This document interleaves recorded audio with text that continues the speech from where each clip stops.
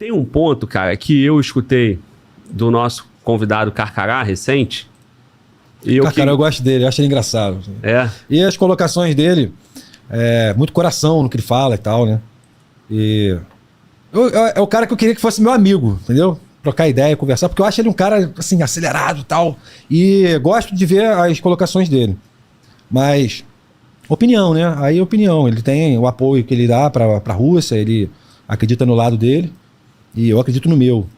E não tem nada, absolutamente nada contra ele, muito pelo contrário. Como eu disse, é um cara que eu queria sentar e trocar ideia e a gente tomar um negócio junto, bater papo e falar, inclusive, de geopolítica, né? Falar de guerra. Porque é um cara que tem muita vivência no meio militar e tudo mais. Mas, desculpa te interromper. Não, imagina, irmão. Tu falar do Carcará pra gente é muito bom. É um convidado muito querido, assim como você também é. E o público gosta muito, sempre um conteúdo muito bom. Mas o Carcará, ele levantou um ponto, e eu não quero trazer essa resposta pro Carcará, mas é uma reflexão que eu tive a partir do podcast dele. Uhum. Que a Ucrânia, ela pode estar numa armadilha da OTAN, né? Essa mudança de direcionamento do governo ucraniano, um governo que outrora era mais pro lado russo, né? Vamos dizer pró-russo, e hoje ele está ali pró-ocidente, pode ser que a Ucrânia ela sai perdendo de todas as formas, porque a tal da guerra por procuração, e que a Ucrânia seria muito mais forte aliada ao russo, né? Porque eles têm laços, eles têm um povo ali historicamente e tal. Os dois se completam por conta dos portos, a parte agrícola da Ucrânia, então a passagem do duto de gás.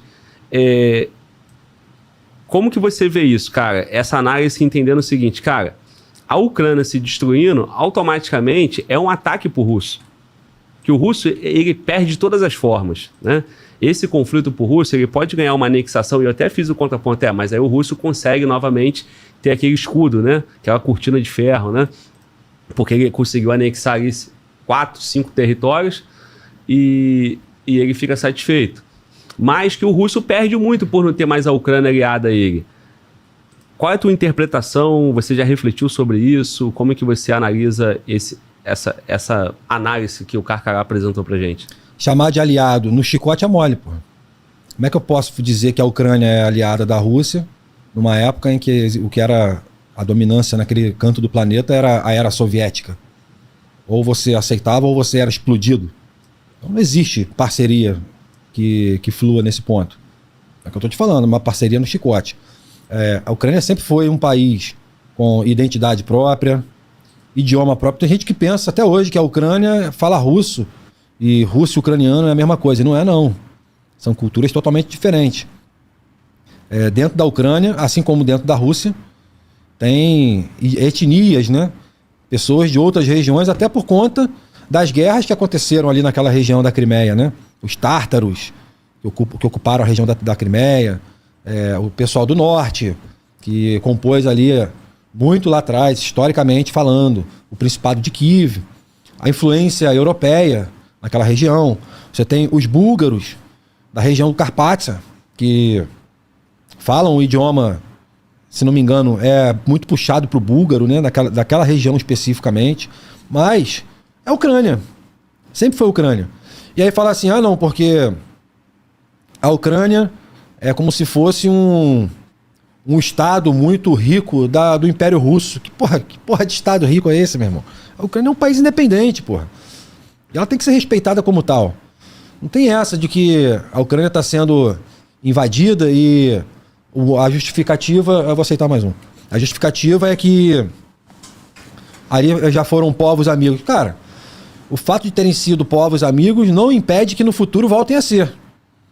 O próprio presidente da Rússia fala isso. O meu inimigo hoje, ele pode ser meu aliado amanhã e fazer comércio comigo. Agora, aquele que me trai, não.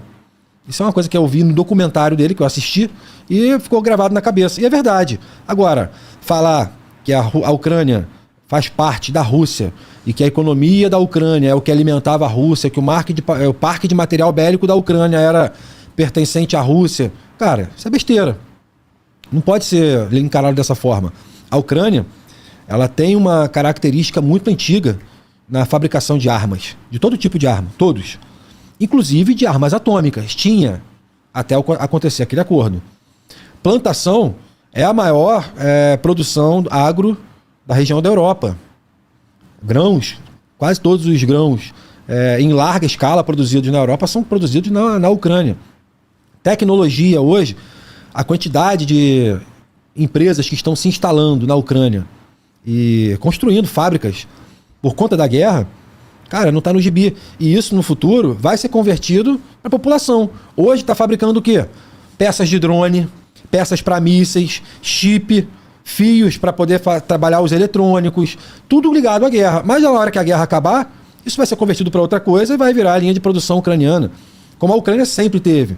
Agora, o que sempre ocorreu com a Ucrânia justamente por estar submissa, né, num subjugo de uma esfera maior que sempre amedrontou todo mundo, era o fato de estar ali debaixo da União Soviética. Então muita gente pensa que a Ucrânia queria aquilo ali. Não se sabe. Você só vai entender isso se você conversar com um ucraniano, aquele que mora lá no interior, lá dentro de Donetsk, Luhansk, na fronteira com a Rússia, conversando com aquele senhorzinho de 70 ou quase 80 anos, é que você vai saber se essa realmente sempre foi a intenção e a vontade do povo ucraniano de fazer parte da Rússia e continuar sendo capacho deles, explorado por eles o tempo todo. Agora, respondendo aqui mais diretamente, cara, essa história eu não sei de onde surgiu, né? De que a Ucrânia está numa cilada. Porque a Ucrânia não quer que ninguém mande soldado ou compre o barulho dela simplesmente para lutar na guerra. A Ucrânia só quer recuperar o território dela de volta. E ponto final. E tem gente que fala que, não, porque se a Ucrânia perder o território para a Rússia, isso vai enfraquecer a Ucrânia. Irmão, está num conflito. Os dois países já estão enfraquecidos na prática. A gente vê a Ucrânia pré-guerra e vê ela hoje, em tese, você vê uma Ucrânia que, meu irmão, se desgastou. Mas você vê isso com a Rússia também. A Rússia está totalmente desgastada, meu irmão. Você não consegue mais visualizar a produção de armas, de tanque. Como eu disse, eu acho que passou batido, vou falar de novo. 70% de todos os tanques da Rússia inteira foram destruídos na guerra da Ucrânia. A Ucrânia com meia dúzia de gato pingado de armamento. Então quem não acredita vai lá e pesquisa. Eu estou só repassando aqui aquilo que eu li do próprio general Zaluzhny. Ele falou aí há 2 semanas atrás, mais ou menos. E ele falou do número de aeronaves que a Rússia já tinha perdido e de várias outras coisas também. E de fato, não acredito que a guerra de longo prazo, né, esticando esse conflito, vai deixar a Ucrânia numa enrascada, como alguns pensam. Eu não acredito nisso, não. Eu vejo muito mais ali uma luta por soberania e ponto final. Mas tu consegue visualizar que a Ucrânia, aliada do russo, a Rússia fica mais forte? Esse ponto tu concorda? Como era no passado? Não. A Ucrânia aliada ao russo, a Rússia vai usar a Ucrânia como sempre fez. Isso, é positivo para a Rússia, certo? Somente para a Rússia. Tá. Agora, falar assim, a Ucrânia na mão da Rússia, a Rússia se beneficia. Sim. A Ucrânia na mão da OTAN, os Estados Unidos se beneficia. Não. Isso é história para boi dormir. Agora, o que tem que ser cumprido é o acordo de 93. A gente volta na raiz do problema. A Ucrânia entregou suas armas e seu arsenal nuclear, né, e sua linha de produção e sua capacidade de fabricar e manutenir armas atômicas para a Rússia, intermediada pelo governo americano. E o governo americano, em contrapartida, deu garantias de que, em caso de agressão, o governo americano protegeria e forneceria armas para o governo ucraniano, se defender. É isso que tem que ser cumprido e ponto final. É a palavra, é um acordo que foi assinado lá atrás e foi quebrado pela Rússia. E o governo americano ele tem por obrigação de cumprir algo que foi prometido. Tu fez o raciocínio mostrando que, no teu ver, não faz muito sentido isso ter uma influência do americano.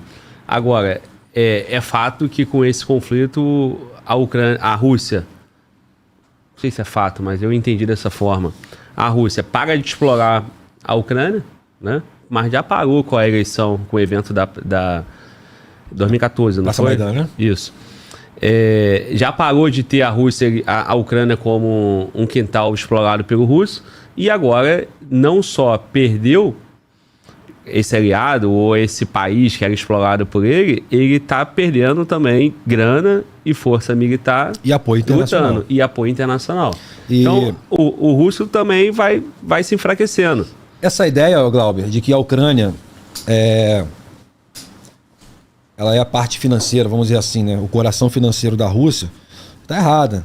A Rússia tem, Moscou, tem São Petersburgo e outras cidades lá pro lado da Ásia com economias mais fortes.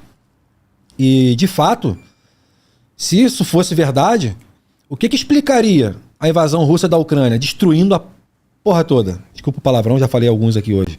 Mas o que justificaria, então? Porque, cara, aonde o russo passa, eles são igual gafanhoto, meu amigo, não sobra nada. Eles bombardeiam e destroem cada metro quadrado. Então, assim, eu penso, né? A gente indo lá pra trás, né? No livro Arte da Guerra, que é um livro de cabeceira, um livro de ficar do lado da cama, de vez em quando dar uma folheada. Se a gente for ler, não há vitória suprema nenhuma em você conquistar um estado totalmente destruído. É o que a Rússia está fazendo. Ela está destruindo tudo aquilo que ela, em tese, quer dominar. No final vai sobrar o quê? Um monte de pedra sobre pedra para eles poderem explorar? Não. Então, assim, essa história, eu acho, meu ponto de vista, tá? Não faz o menor sentido a Ucrânia ser considerada ali o coração financeiro da Rússia. Primeiro, que não faz parte da Rússia. Segundo, que sempre foi explorada no chicote. E terceiro, se fosse mesmo, por que o russo ia invadir e destruir a porcaria toda, ao invés de sentar e fazer negócio, fazer comércio, como o mundo inteiro civilizado faz hoje? Irmão, a gente vive a era do comércio hoje. O chinês faz isso muito bem. O chinês, ele negocia com o russo e negocia com o americano, porra. Malandro é o chinês. O russo deveria estar na mesma linha. A gente quer explorar por mais tempo o porto ali da Crimeia, Sebastopol. Vamos chegar a um acordo? Senta, negocia, conversa, mas não. É a mente czarista do russo. É a mente de dominação, de subjugar populações inteiras. E acham que isso vai passar a vida inteira, né, séculos e séculos impune. A punição para eles está chegando. A Ucrânia está ali, pequenininha, crescendo, lutando, sofrendo, muitas baixas, mas uma hora essa mesa vai virar e essa hora está chegando. Irmão, eu vi um comentário no chat aqui mais cedo, tipo assim, a Rússia tá salvando o mundo. Então, questão de interpretação, você vai enfrentar várias pessoas pensando diferente, né? Sim. O comentário que o Carcará fez, só para concluir, eu vi o comentário dele. Tu viu? Vi. Que bom, tu deixou o like no canal, cara. Não, porque eu tava dirigindo. Porra, não é pra deixar like só quando concorda, não. O like é representação, assim, o canal tá produzindo conteúdo de qualidade, eu não concordo 100%, mas, o Carcará merece um like, o Glauber merece um like. Ele levantou uma bola polêmica, né? Assim, fez sentido pra mim, não sei se, né? Aí tu me olha assim, por que tu não sabe porra nenhuma? Não, de maneira nenhuma. E, cara, olha só. E assim, cara, eu não julgo a análise dele como torcida, né? Até porque ele não foi para nenhum dos dois lados, ele é brasileiro. Assim, eu no acho primeiro que momento, com base na análise militar de todo o conhecimento que ele adquiriu ao longo desses anos. Se a gente parar para ver num primeiro momento, pode até balançar ali, tu fica na dúvida.